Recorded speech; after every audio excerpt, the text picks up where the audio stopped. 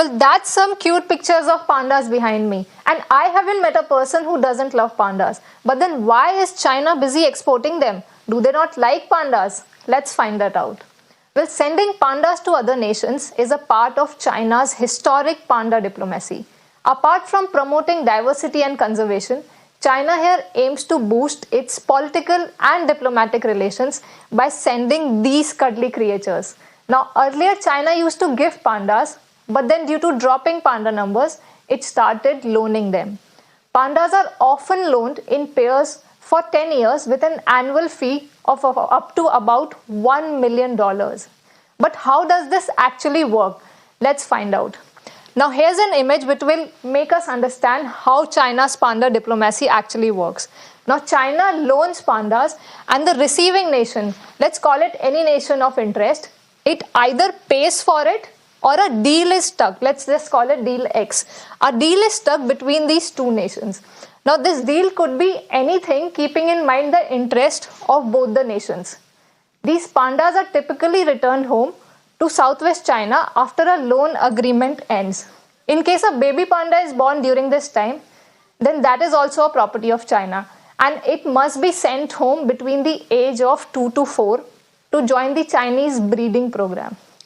Well, this does look like a win-win situation where China gets the money or whatever this deal X is stuck between these two nations, and the second party, which is the foreign nation that we are referring here, it generates income by keeping the pandas in their public zoos. Well, we are back to who doesn't love pandas, but it is not as hunky-dory as it looks like. China has very strict regulations when it comes to taking care of these pandas. In case a lone panda dies before returning to China, then heavy compensation may also be imposed on the host country, and at the same time, it may end up straining its ties with China. Now let's talk about what impact does this panda diplomacy has had on the population of pandas.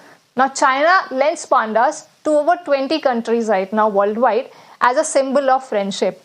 Let's look at some numbers here. In 1980, the population of panda was at 1100 and at 2023 it has gone up to 1900. Now this is a growth of more than 70%, 72% to be precise. And this we are talking about only pandas in the wild.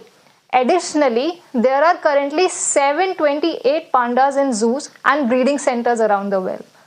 Well, clearly there is a third winner in China's panda diplomacy, and that's the pandas themselves. If you like this video, then like, share and subscribe to Mirror Now.